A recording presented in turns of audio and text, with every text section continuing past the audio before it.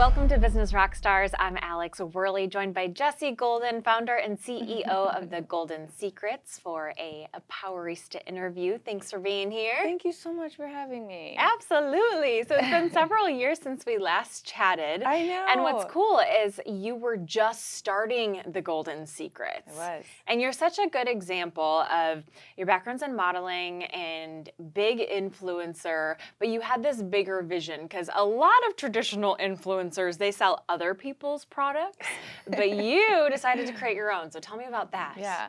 Well, it was actually an accidental business, you know. As you said, I was modeling my entire life and I was promoting other people's products, and I learned a lot being on that side of things.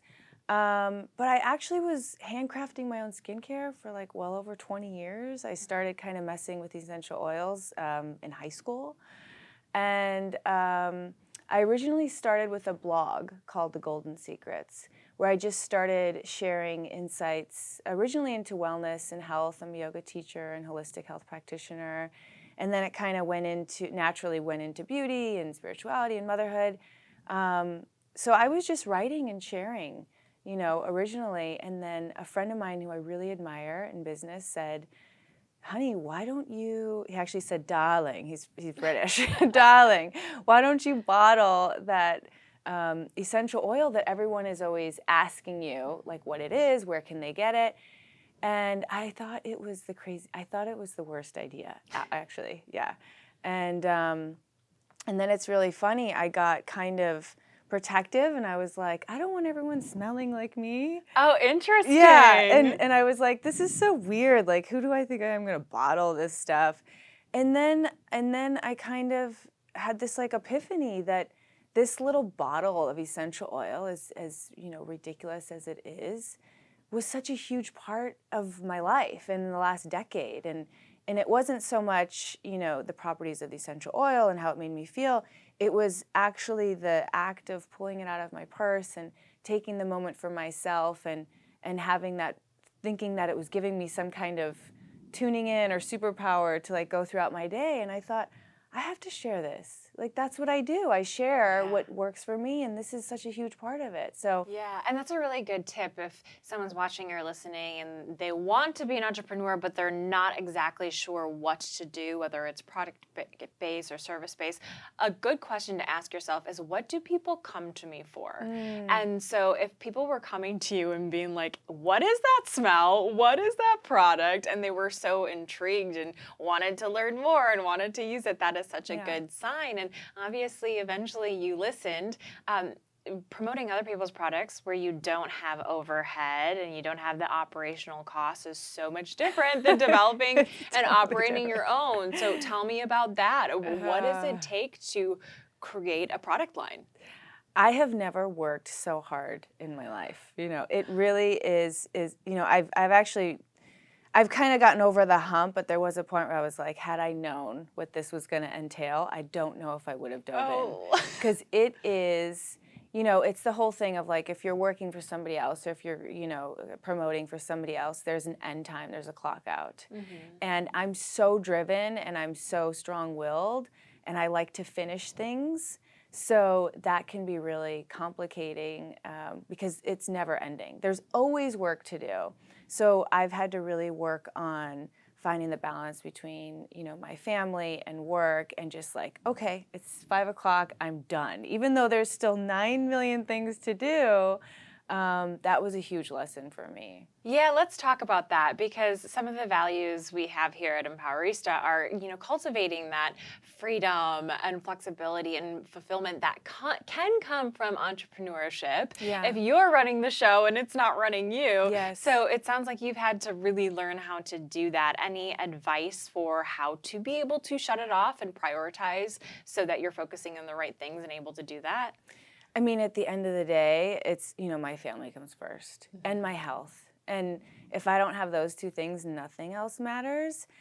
And I realized that I was the one actually putting all the pressure on myself, you know, feeling like I needed to get to a space. So once I kind of let that go, I've been able to enjoy the process more, you know, with work and enjoy my family more. And It's a constant practice. I think balance is a constant practice for everybody, but just being aware of it is the first step.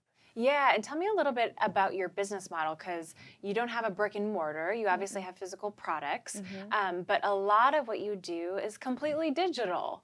So tell me a little bit about how you actually market and sell your products. Yeah, well, we're straight to consumer. We are on Amazon Handmade, which is a separate area where it's handcrafted products.